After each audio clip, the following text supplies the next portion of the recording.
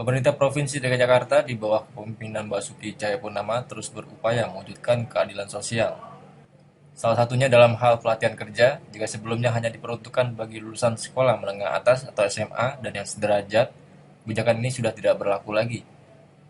Melalui Peraturan Gubernur atau Pergub Nomor 25 Tahun 2015, saat ini pelatihan kerja bisa diikuti masyarakat putus sekolah, lulusan sekolah dasar atau SD, sekolah menengah pertama atau SMP, dan sekolah menengah atas atau SMA, serta lulusan perguruan tinggi.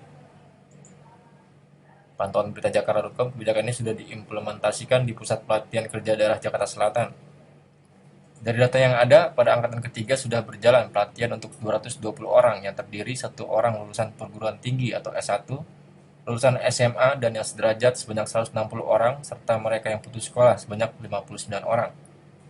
Adapun pelatihan kerja yang diberikan yakni operator komputer, teknik otomotif, teknik sepeda motor, tata boga, bahasa Inggris, bahasa Jepang, teknik pendingin udara atau AC, desain grafis, serta tata geraha atau perhotelan.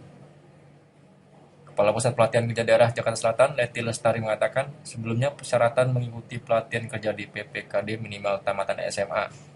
Namun dengan kebijakan Gubernur DKI Jakarta Basuki Cahayapurnama untuk yang ingin mendaftar di PPKD tidak dibatasi untuk lulusan SMA saja, namun yang memiliki ijazah SMP dan SD.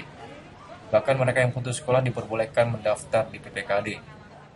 Lebih lanjut, Leti menambahkan, melalui pelatihan kerja ini diharapkan dapat meminimalisir jumlah pengangguran di Jakarta. Jadi 2014 ke belakang memang persyaratan untuk mendaftar ke pusat pelatihan kerja yang dulu namanya Balai Latihan Kerja itu minimal tamat SMA.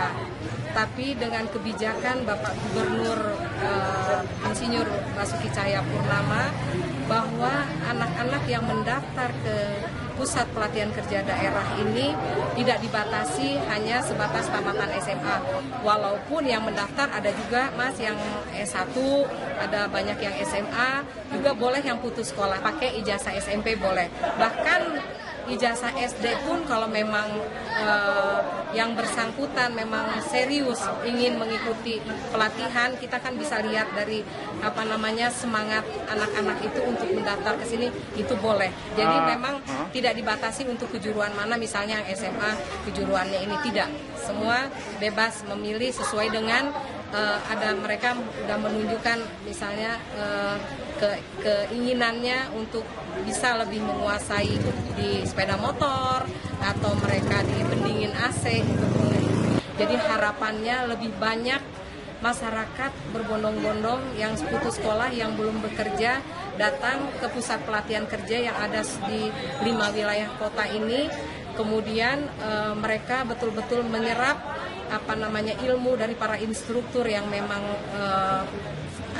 yang sudah lama mereka juga mengajar, mereka berpengalaman, sangat berpengalaman, dan diharapkan kami bisa mengatasi pengangguran, Mas, begitu. Dari Jakarta Selatan, Tim Berita Jakarta melaporkan. Apa jadinya jika penegak hukum justru melanggar hukum? Hal inilah yang terjadi di Banyuwangi, Jawa Timur. Seorang polisi berpangkat brigadir terekam dalam video tengah mengkonsumsi narkoba jenis sabu.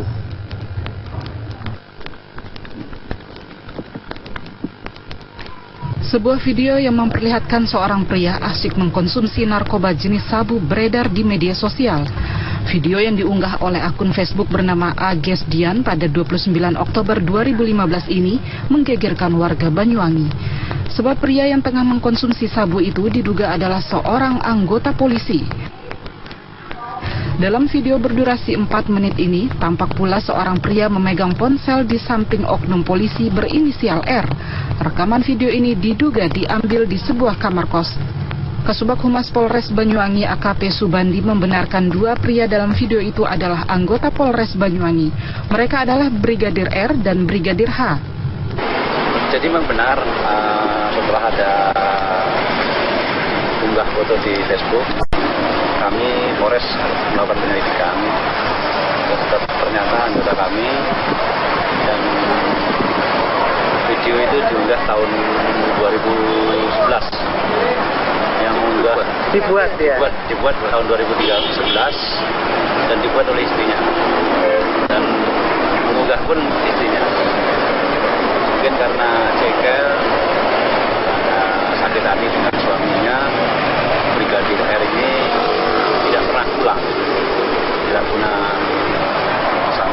semuanya. Berapa orang yang diperiksa nih Pak terkait dengan persoalan ini? Sementara 3 orang. Brigadir R, istrinya sama temannya. Video direkam oleh istri Brigadir R sendiri di sebuah kamar kos dan kini kasusnya ditangani oleh pihak Propam. Dari Banyuwangi, Jawa Timur, Happy Octavia, TV One mengabarkan. Pemirsa, ulah para penegak hukum yang berikut ini sungguh tidak patut ditiru karena 2 anggota polisi di Nagan Raya Aceh dan Polewali Mandar, Sulawesi Barat tertangkap ketika mereka sedang mengkonsumsi narkoba, dan berikut kabar selengkapnya.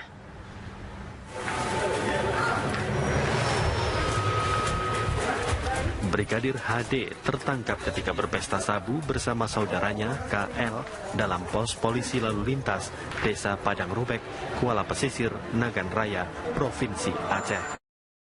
Dari kedua tersangka, polisi menyita sejumlah barang bukti, yakni uang 3 juta rupiah, alat hisap sabu, serta bubuk sabu seberat 5,22 gram. Anggota kita sedang melaksanakan kegiatan tersebut. Ditemukanlah 2 orang yang sedang berada di dalam satu ruangan sedang menggunakan narkoba.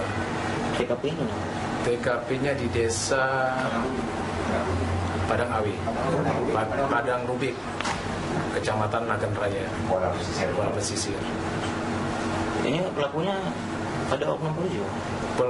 Penggunanya salah satunya ada oknum polisi. Pangkatnya brigadir.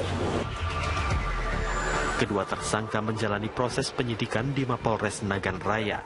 Meskipun Brigadir HD mengaku hanya menjadi pengguna, ia tetap terancam hukuman mati dan dipecat dari institusi Polri.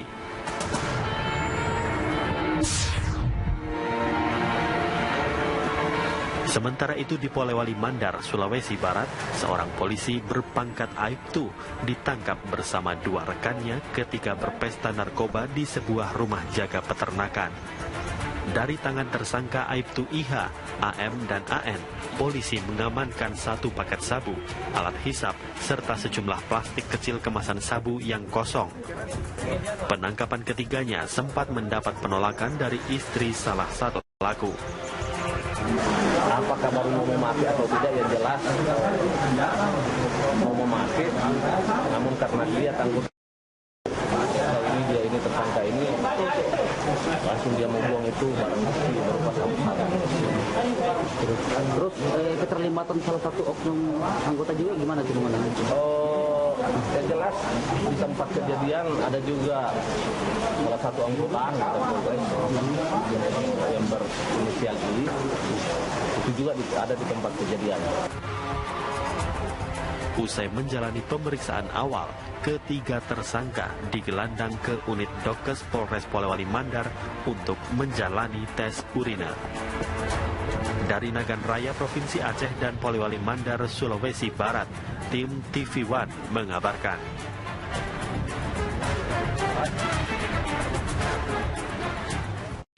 Sejumlah anggota TNI yang berkendara melewati Jalan Raya Surabaya Sidoarjo dikejutkan dengan razia kendaraan yang dilakukan polisi militer Lantama 5 Surabaya. Personel TNI yang melintas dihentikan dan dimintai surat-surat kelengkapan berkendara. Tidak hanya pengendara roda 2, petugas polisi militer juga menghentikan kendaraan dinas milik TNI AL yang melintas. Anggota TNI yang mengendarai mobil dinas dimintai surat izin mengemudi. Ironisnya, pengendara mobil dinas TNI ini ternyata tidak memiliki SIM. Anggota yang tidak bisa menunjukkan surat kendaraan bermotor diberi sanksi tilang. Tidak hanya surat kelengkapan berkendara, petugas polisi militer TNI AL juga menghentikan kendaraan sipil yang dipasangi aksesoris stiker TNI. Petugas kemudian meminta pengemudi untuk melepas stiker yang berkaitan dengan TNI.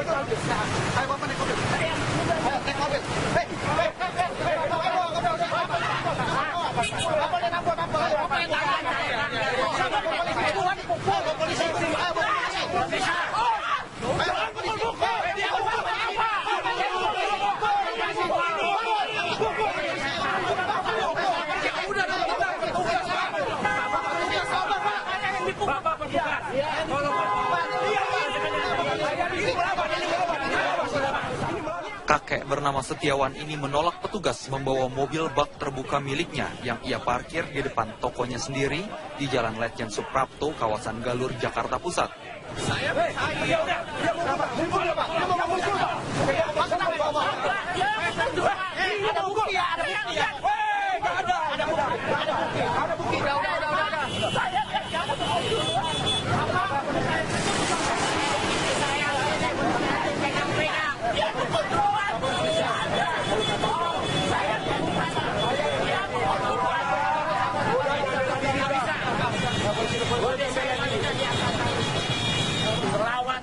Setiawan bahkan mengaku sebagai kerabat dari pelaksana tugas Gubernur DKI Jakarta Basuki Cahayapurnama atau yang biasa disebut Ahok. Saya berobat sama Ahok juga boleh.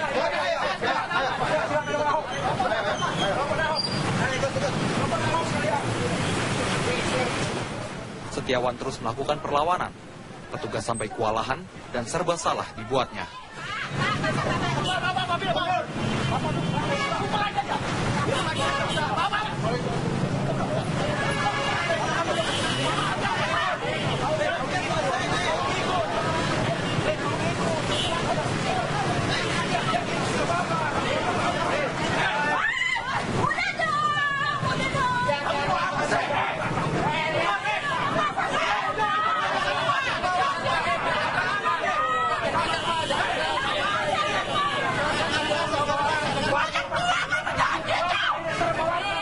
Petugas akhirnya tetap menderek mobil Setiawan yang parkir di trotoar jalan di mana terdapat tanda dilarang parkir.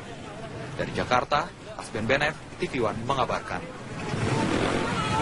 Zebra hari kelima kemarin yang dilakukan Jakarta Pusat diantaranya mendapati seorang anggota TNI yang melepas baju saat mengemudi. Sementara di Jakarta Utara, sedikitnya 100 pengendara sepeda motor disidang di tempat lantaran memutar arah.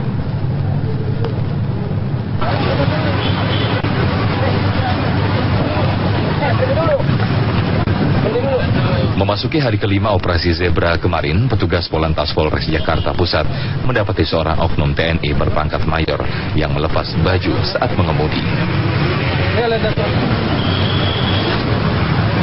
Oknum TNI ini beralasan dirinya melepas baju karena kepanasan setelah dari pemakaman. Padahal diduga oknum TNI ini panik karena melanggar jam dinas TNI. Adu mulut pun sempat terjadi saat pihak TNI dari Garnisum menegur oknum TNI tersebut. Selain itu, petugas juga memberhentikan mobil yang menempelkan stiker pada plat nopol mobilnya dengan stiker TNI maupun Polri. Ini yang punya kok lagi. Kosek. Bang.